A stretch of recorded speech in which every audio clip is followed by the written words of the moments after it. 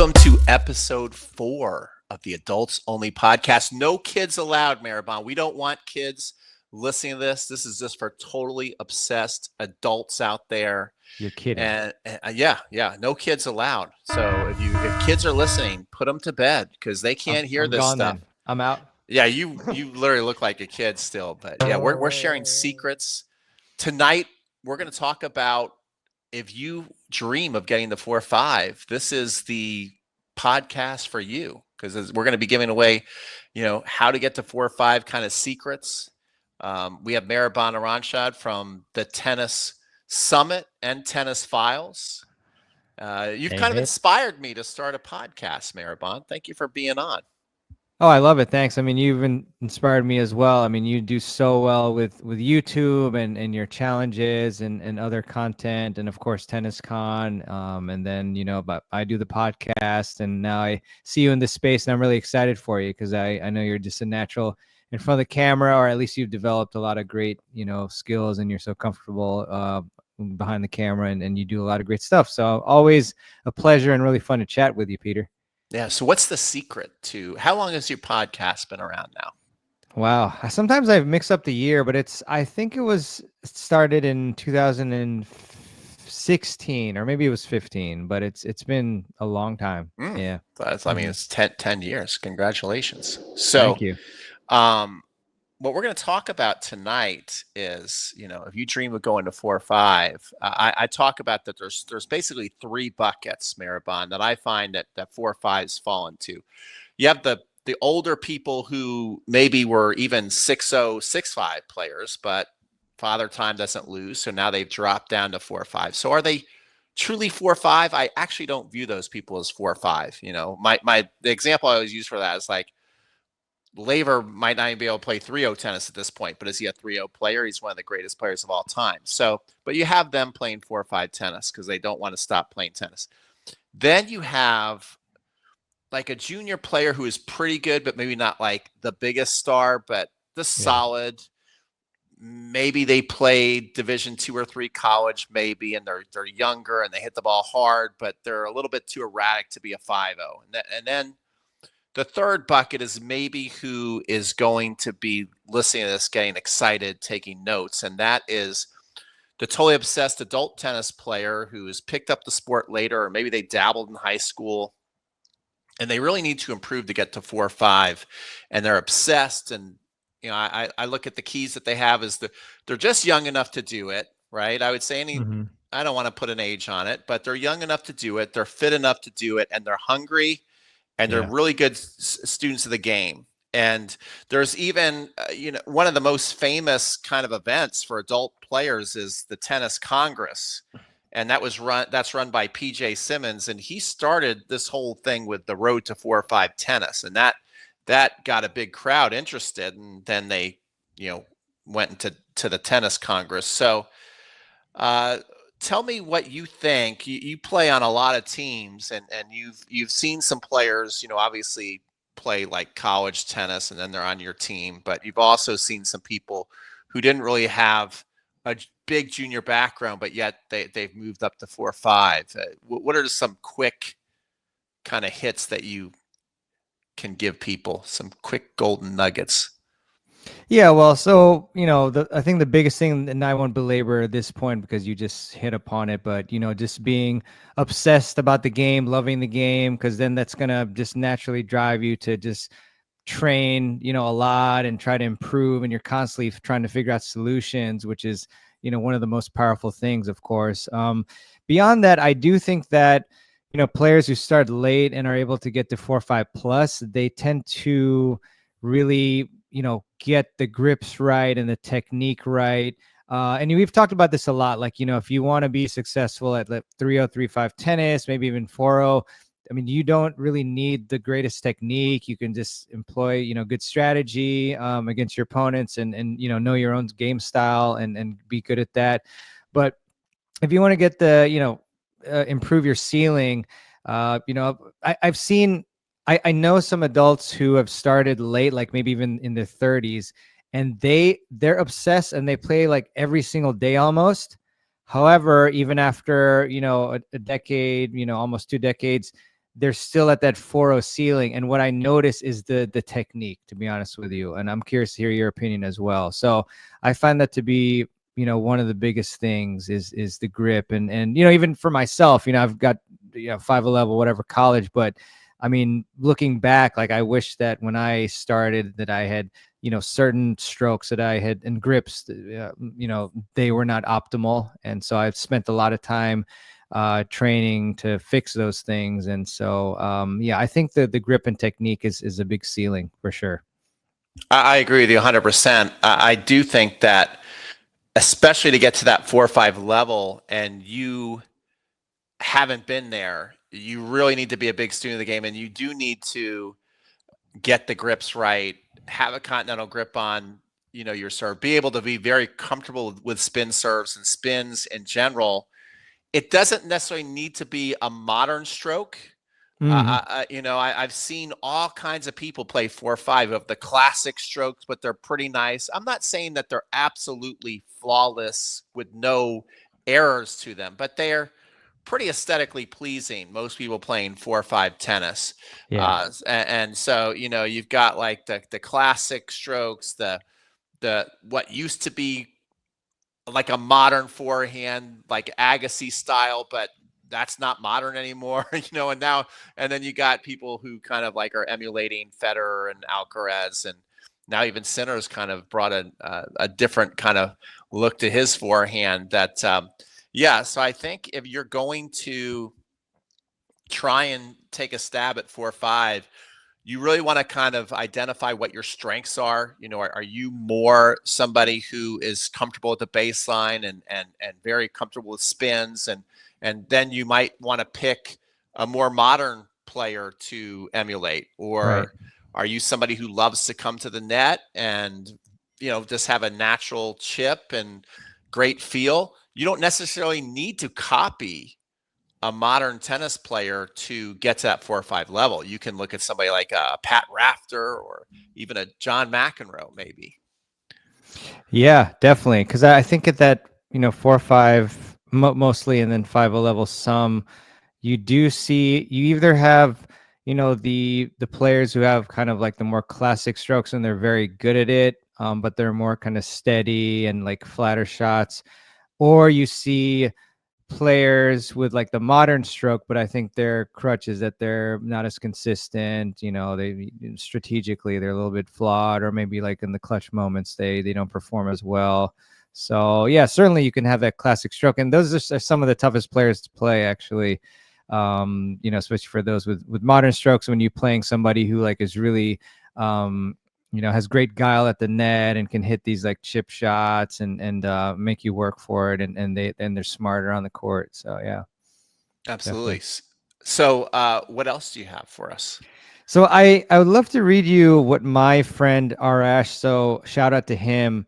We tried to get him on the show, but maybe another time. But Arash, he started playing tennis in college, and I couldn't believe it. I honestly, he looks very young. I think he might still be in his 20s. I don't even remember. But and playing with him, and I asked him, I was like, oh, so like, how was junior tennis? And he's like, what junior tennis? Like I started in college, and he's now clearly a 4 or 5 player. And so I texted with him and I asked him to send me, his thoughts on like what were the keys to developing 2 or 4 or 5 quite quickly. So I'll just read it for you. And he said, in the beginning, just having fun with tennis buddies, but as I caught the bug, I was more interested in the styles on the court. I watched so much live film at the court, so just watching actually people playing, that I really had a spectrum of things to do and not to do on the court. That includes watching the 3-0 ladies team matches all the way to very good 5-0 players playing doubles next court over. And then training wise, I did what I saw from practicing bad shots on purpose, so I got a feel for what the technique feels like, and I did my best to avoid that throughout the years. Most importantly, as Peter mentioned in the beginning, I loved every minute and every detail that I had a chance to work on, and that's honestly it. But where the attention to detail came from probably stemmed from the lack of ability and wanting to improve. So I'm not at least the worst guy. Worked on owning up to my faults and just making a promise to make a change. And then one thing that I was really surprised about, but I remember him saying, is that as far as technique, he said he was self-taught. And he never had a coach that he used to go to for private lessons. So that's his perspective of one player who is very good now and started late. So any thoughts on that? A lot of thoughts. First of all, I mean, what an interesting kind of way to go about it, from Yeah. watching 3-0 to 4-0 and filming the stuff and then practicing shots the wrong way so we could feel what wrong felt like. I'm like, wow, that's never even thought about that. That's pretty interesting. Yeah. I kind of like that. Me Um, too. and then it doesn't surprise me that he's self-taught, especially Mm, just hearing how he studies it, because some of the people who have visited me who have the best technique, I will say, who's your coach, or when did you start playing? And a lot of people who are really good, it's surprising how many of them started as adults and they are just really avid students and they watch a lot of video and mm, they do their own um I guess self-study, and mm, they're very, very good at analyzing, what a stroke looks like and going to work and really building that. Where there are some adults who have literally been taking lessons for 30, 40 years, and the coach just feels like, well, they're probably not that interested in learning mm, this part. They seem happy enough, so I'm just going to leave that alone. And so there's lots of just stones unturned. And again, that's fine. And I say it all the time. I'm like, if you are happy playing 3-5 tennis, which I think is a great level to play, and that's where you're going to have so many friends, so much competition. opportunities. Yeah, I mean, so much opportunities there. If you're happy with that, and you don't want to just have a lot of self anguish and like frustration, and what wins, what kind of shots win. There's certain like unorthodox shots that win at the 3-5 Yeah. level.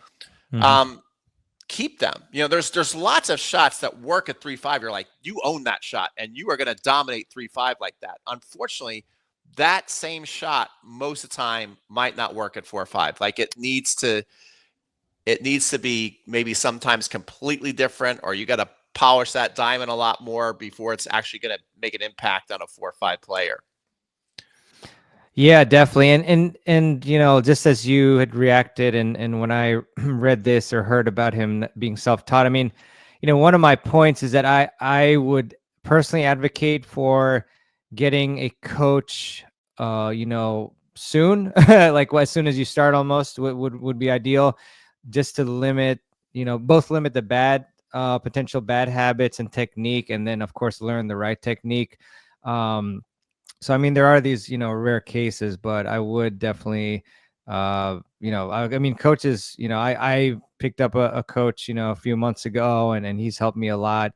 And so, yeah, I wouldn't necessarily recommend that path, but it works for some people, I guess.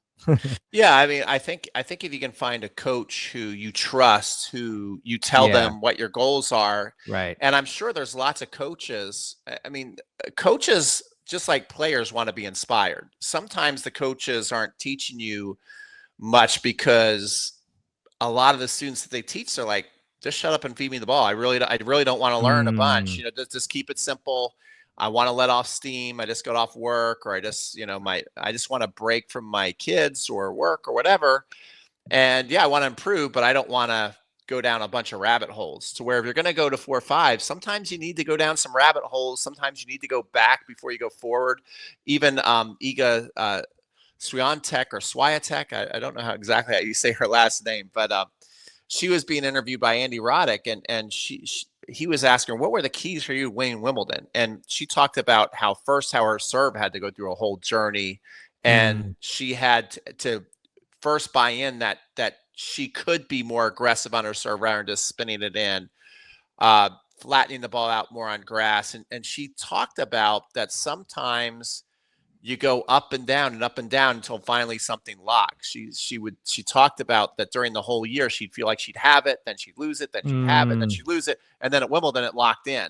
mm. And I think that is a lot of people's journeys from no matter what level they're at. So especially if you're looking to really make a move, which I think Iga was, because for her, she was in a little bit of a mini slump. I mean, for anybody else, she's still playing amazing, but she dropped all the way down to what, like six? She was like the sixth seed at Wimbledon. Yeah, and I think that goes to the beginner's mindset. That's an amazing that somebody like Iga Swiatek, or however you say it, she still had that, she had that mindset. Otherwise, a lot of people have kind of the ego that I know what I've been doing. I mean, especially for playing pro for a long time. And so I think that learning there. And then also I want to ask you, Peter, if you have some tips for how to find the right coach, because that is a very good point. Like, you may pick a coach who, like you said, has just been teaching, like, mostly students who aren't interested in improving, and then you might get stuck there. Well, what I like to do is, sometimes see like who other people are taking lessons from, who are good players, or like finding a facility that I know is very serious. Like for example, here we have Junior Tennis Champion Center, and there's a lot of like high level, very serious play. So I like to do that.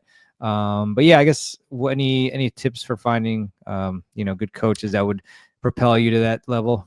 Yeah, I mean, obviously, if who has the reputation in your area, if you're going to take local lessons. Yeah. That's the beauty of also today is, like I offer virtual lessons where I go and we meet face to face, and people send in videos. So if you're watching this, and you're listening, you're interested, send me an email. And Mehrban and I are going to do a camp as well, September 27th, 28th, doubles camp. So come see us. But yeah, if you're looking to work with somebody locally, I think, people kind of have build a reputation. So they most likely earned something there to get that reputation. And then it's that connection. You clearly explain, like, look, I want to get to this level. These are my goals. Will you help me get there? The more they're like, you don't need this or you don't need that.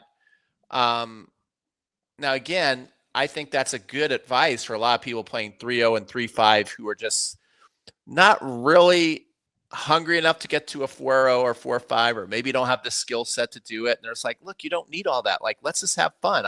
I think that's good coaching sometimes.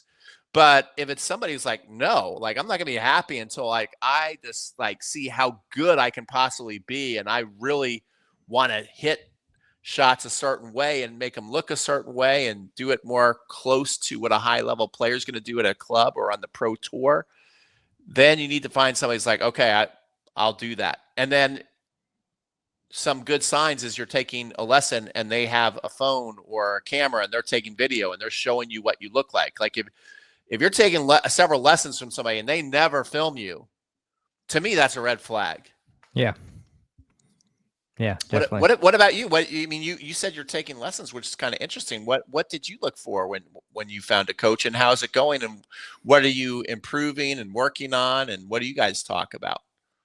Yeah, so the coach is Hyon, so shout out to him. But he actually played Davis Cup for Syria. So I mean, he's a great player. He definitely should be higher rated than he is.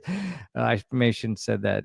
But he is. I just know he's a great player. He has beautiful technique, and I know that he gives lessons to other players, and he's developed some good players. I was playing a match at the facility where he gives lessons, and I saw like one of his juniors, like beautiful technique, and I thought, oh, this guy's definitely a good coach as well as a great player. So yeah, he's changed a lot of things. I mean, decent amount of things. One thing with my volley is he looked at it, and I was actually, I know some people will just be listening only, so I'll try to describe it, but I basically, with my volley, I was not choking up on the grip, and I was not spreading my index finger.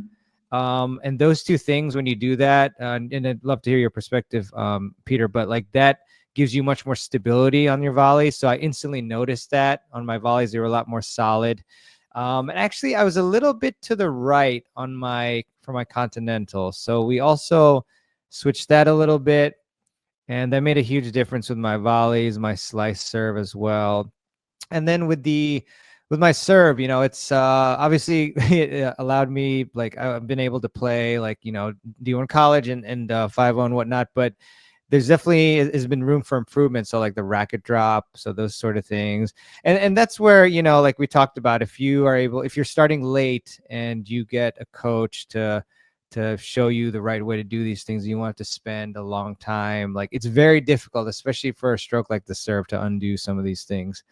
So yeah, and along those lines too, I do want to, one other thing that I think is kind of dangerous for those who are learning tennis later in life than us who played in the juniors and whatnot is playing too many matches and not enough practice. I do know some USTA players who, like, they leapt in, after like a year or whatnot of just hitting around, and they just immediately played like 2-5 leagues, 3-0 league, like tons of these leagues. And then I do notice that their technique is also like kind of not the best, So I know we've talked about before that you do need to have this proper ratio, and also you need to like start learning things in a very low pressure environment, like drop feeding and things, like shadow swings first, then drop feeding and so forth. So that's another thing I've noticed.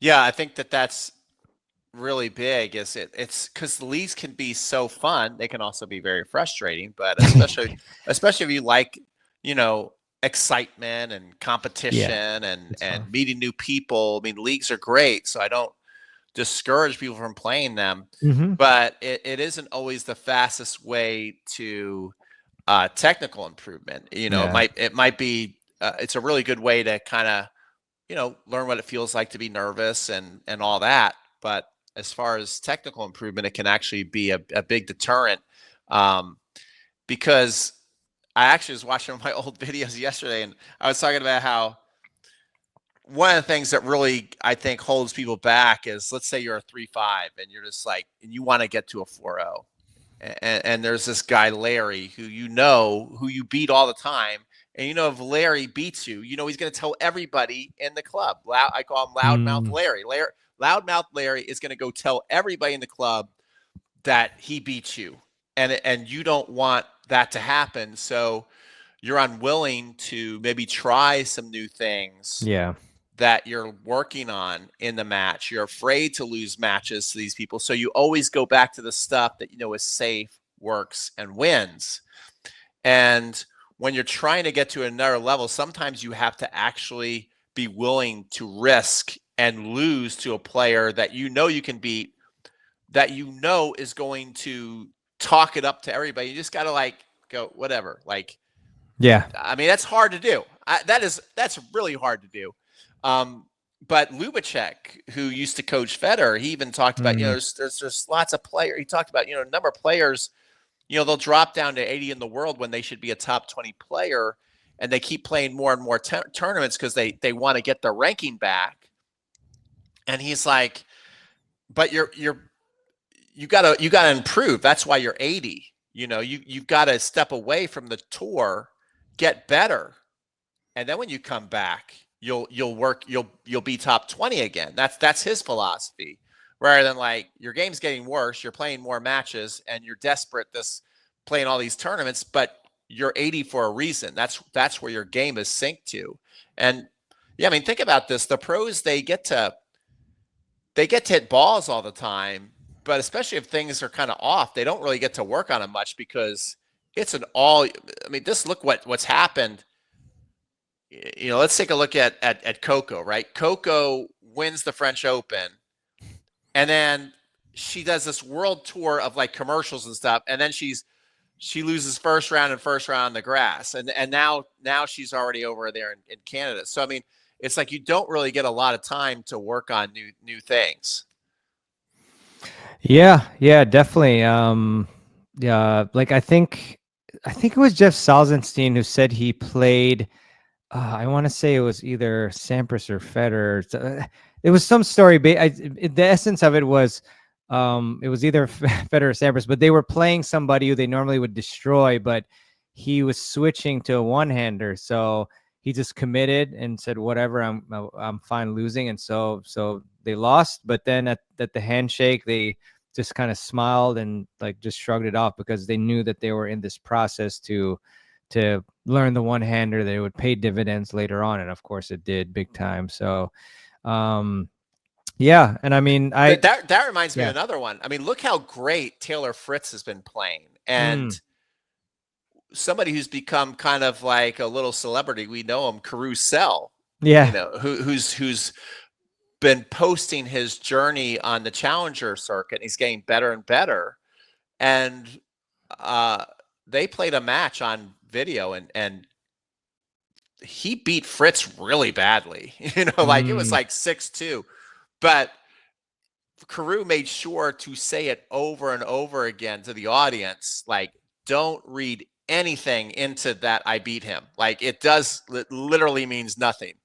And he understood that's how it can be sometimes. Like a practice match, sometimes a practice match can mean something, but he's like, he said Fritz didn't even said, can I still post the match? And Fritz like, I don't care. Like think about that ego, being somebody who's top 10 in the world is getting to the semifinals of Wimbledon. And I think he played Alcaraz. He gave Alcaraz, basically his best match until he lost the center. And he lost to Caruso, who's really, not really making a big living on the tour. He's not in the top 100. And he's like, yeah, you can post that. I don't care that you showed that you beat me. I would love that. I'd be that if I have, first of all, I would never even, Caruso's way better than me, but if I was ever able to do that, that'd have been posted in 2 minutes. Yeah, no, seriously. I mean, I do think I feel when like sometimes when I'm really feeling, I don't know how to describe this properly, but I basically feel like sometimes I need to just stop playing matches and only work on like one thing, because I feel like when I just keep playing and not working on things, like the thing that improves for me is like getting sharper and like, the rhythm and things like that, but nothing is really improving, So it's like, I feel like it'd be better for my game if I just concentrate on one thing, like just serve for like a month or something. And then like all the other parts of my game would come back like after like a few days or something. But then I would have this amazing, much better serve. So, I mean, that's just one thing that I kind of randomly thought about. No, I think that's a good point, because it's a balancing act to where we talked about a second ago, being willing to break out things in a match that you're working on. But I think another big mistake, so it's an art form, because I think another big mistake that people make is they bring things out that they are just such a baby at learning, right? Like they're like a newborn baby with a new technique, and they're kind of getting it. Wow. But they want to bring it into their matches, and it's not. I love this by Jorge Capacini. It's not really deployable yet. It's not really going to work at all. It's not ready to bring out into a match. So you really have to know yourself and know what is starting to become deployable in my practices, things that I'm working. If it's something like brand new that you're so excited about because you finally got it right with your coach yesterday, it's not deployable tomorrow. Another thing I love is this one of our students, David Trammell, he sent me a quote from Bruce Lee after watching one of my videos, and it was like, don't do something till you get it right. Do it till you can't get it wrong. Right. And so you have to be somewhere in the middle. You can bring it out in your matches before, you can still get it wrong. But at the same time, I think a lot of people, like, they finally feel like they got it because the coach is like, all the blood, sweat, and tears. You're like, like watching somebody get on the bike for the first time and ride. It's like, yeah, you got it. But like, okay, we finally figured it out, but doesn't mean like you truly own it yet. So you got to be careful what you do bring out in the match, because then when it goes so wrong, it gets very discouraging and you can give up on it. Yeah, that is a good point. I do think, like, in practice matches or something, you can just tell yourself, okay, like, I'll commit to this and it's just a practice match, but it may be a little bit harder to do that in a match. So you do have to follow the progression we've talked about countless times. Shadow swing, drop feed, and like point play. I might be missing a step, but all the way up to match. So unconscious competence. Yes. Well, Mehrban, unless you have anything else, I want to get into something. Got to really make sure right now, guys, if you're listening to this, you might want to turn the lights down. Oh my God. Definitely, if there's kids sneaking around the hallway, you got to put them to bed. They can't hear this stuff, especially with what we're going to put Mehrban on the spot right now with a segment called Deuce or Dare. Oh boy. Are you willing to play a little Deuce or Dare now? Yeah, let's do it. Anything for my buddy Pete. It's how we end I the think. show. It's how we end the show. And it's just, we want to learn a little bit more about the adult side of Mehrbans. So question number 1. Are you ready? You can answer 2 out of 3 of these. You don't have to answer all 3. And you'll this is know question why 1. There's more. Okay. Yeah, there's many questions. Golly. All right. So most embarrassing thing you've done on the court, off the court, in the bedroom. Okay, so I'll do off the court first because it's a great memory. When I was 6 years old, and what are you in that, like preschool or first grade? I don't know. I was in school, and maybe I was a little bit younger, but we had nap time. But then like I woke up from my nap, but all the other kids were sleeping, so I was trying to tiptoe like out to go to the bathroom because I really had to go to the bathroom, and then I simultaneously burped and farted at the same time, and then the kids, well, some of them woke up. Yeah. Okay, that's really good. Yeah, thank you. That's really good. Okay. What's it? Are you going on the court, or are you going in the bedroom for your second one? Bedroom is for another podcast. I don't think I can say that. Okay. But yeah, I don't think the bedroom option's ever going to be answered on the show. But go ahead.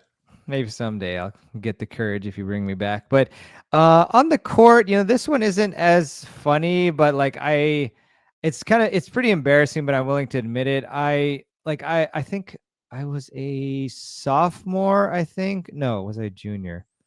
I was a junior. And there was a Canadian fella named Nick he's a freshman. He just came on, and we did challenge matches to determine like who would play what spot. And then I was playing him, and he was playing fantastic. And so he won, the first set, I think 6-0. And then the second set, it's not good, but I just totally tanked it. I just wailed at the ball. I was like, whatever, I don't care. And like, I was like yelling and whatever. And I was just like kind of raging. And I think it was probably ego. I was thinking like, how is this freshman guy who just got here, like beating me like this? And so, and that was something that was very embarrassing because, it shouldn't be something you shouldn't give up on the court. You should try to fight for every point, or at least, carry yourself properly. But that was very embarrassing. And then, after that, I had to talk with my coach, and he was like, you shouldn't be doing this type of thing. And then I never did it again. And yeah, so funny one and not embarrassing. I think we've all done that to some degree for sure. I know I have as well. So, yeah, it hurts us to think about it, doesn't it? Yeah. Okay, here's another one. If you could have dated one tennis star, who would it be and why? My girlfriend Kate. No, besides that. And she is a tennis star, and she's very, very, very cute and sweet. So you're doing great. So no, thank you. But I can answer any star. Be past or present. I used to really like Kornikova. I mean, she was obviously like well liked by a lot of people. For some reason, I feel like Bencic would be really cool. She seems pretty sweet. Yeah. But I don't know. I would go like maybe one of those. Yeah. And then if I was younger, maybe Marta Kostyuk.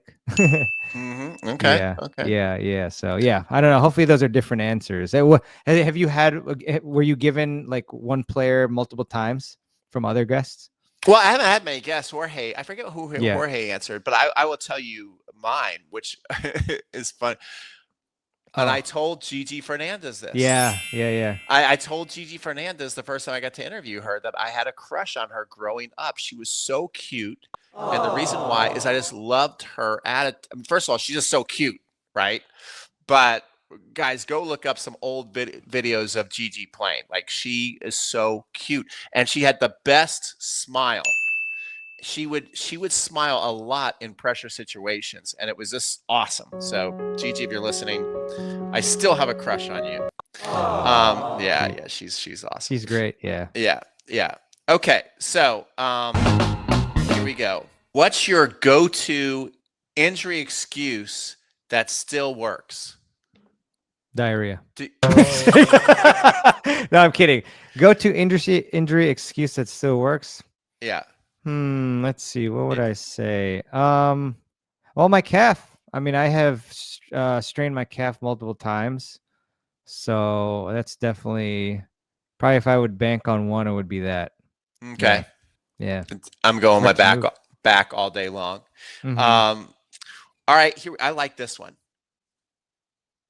You're still, but you're kind of getting up there. I think you're catching up to me in age, Mehrban. You know, like because you're close to 40 now, aren't you?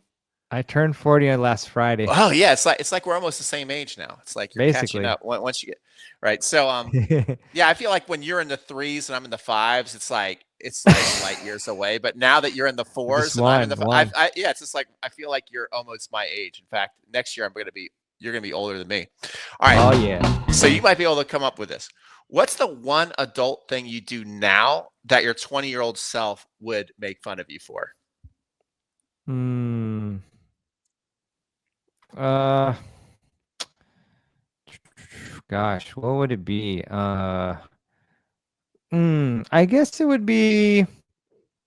Wow, I think I need. Can we come back to this? I feel like I need to think about it some more. You think about it. Okay, how about this? How about this? And then we'll come back to that one. That'll be Yeah. the last question, and you will have passed deuce or dare. Best date of your life, worst date of your life. Oh yes. Okay. Worst date of my life was so I use this dating app called Hinge, and I matched with a young lady, and her pictures, made her look very nice. And then I was dumb to suggest a dinner. And so, I go to DC and then I park in this weird parking lot that costs like $40 or whatever. And then I go and, I have a reservation. I get there first and then I go up to the second floor and I sit down and I'm just anxious to see this lovely lady. And then, I don't know how to describe it. So she walked up and then she was, a lot she was different than what I thought she looked like. Not as athletic, we'll say. Okay. And so I felt like I was just, bamboozled, You So they felt call like it catfished. you felt like you were catfished. Okay. Yeah, All right. yeah. And So and yeah. then best date of your life. Hmm. This you better Best day. answer right. You better answer this Yeah. one right. Well, I think it was probably going to I think having dinner in Orlando during Valentine's Day with my girlfriend Kate. I think that was Oh, probably the best, sweet day, our first Valentine's together. So that was very nice. that's nice. So Um, you were in Orlando, and you both are very good at tennis. You both love tennis, and you're both loving each other now. And so yeah. you got to have everything there. You had the romantic dinner, you had the tennis around the whole thing. Hmm. That sounds pretty good. Yeah, that was All right, have you thought of anything that you would make fun of yourself for that you do now that your 20-year-old self would kind of make fun of yourself? Or are you just still like the same like kid at heart and haven't really changed that much?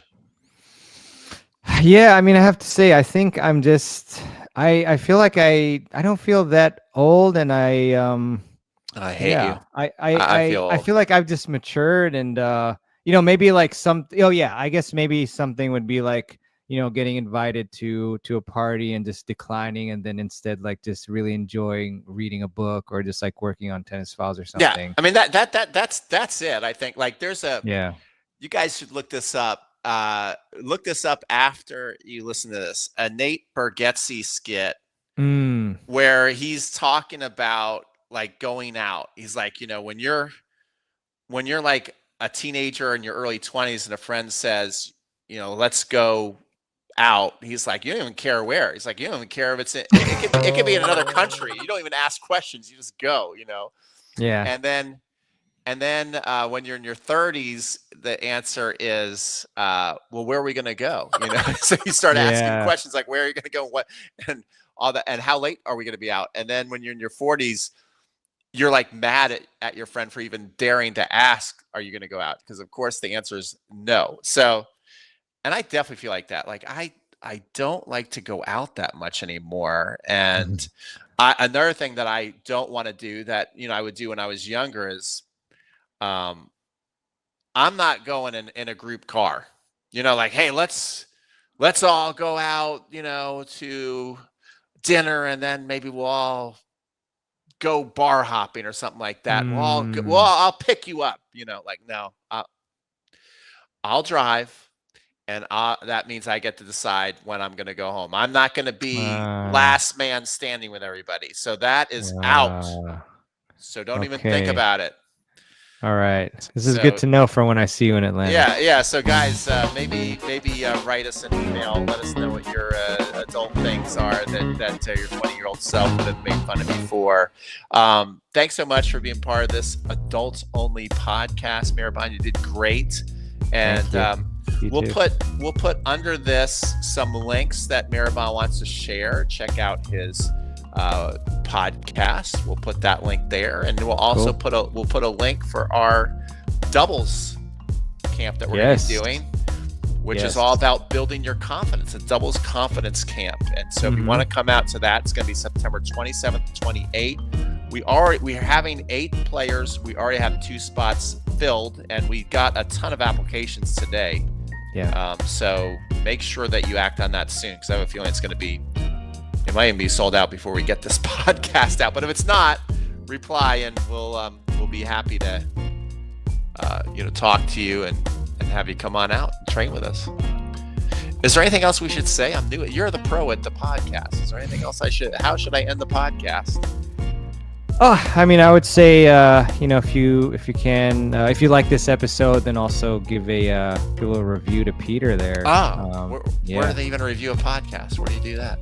Oh, whatever podcast app you use to listen to the show. So, if that's Apple Podcasts, or, I mean, I assume you probably will put this on YouTube too, so that as well. I put on YouTube, and I put it on something called, I'm forgetting what the thing was, it's supposed to send it out. I don't even know if it's sending stuff out. I mean, I'm pretty sure 99.9% of traffic is coming from my email, but I'm getting a lot of people telling me, writing me, texting me, saying they like the podcast. So, and I think this was a good episode, especially getting to know you a little better, Mehrban. Thank you. We pulled back the curtain. Yeah, my burping, farting curtain. That's a curtain you don't want to get behind. Not at all, my friend. But yeah, just great job. Really enjoyed the podcast. I'm very happy that you're doing one, because you're great at it. So you've done so many interviews. So I'm just excited for our doubles camp, as well as TennisCon 9. You've got the shirt up there. You always do a great job there. That's coming up soon. So a lot of big things for you, my friend. Looking forward to it. Absolutely, guys. Take care, and we'll see you on the next one.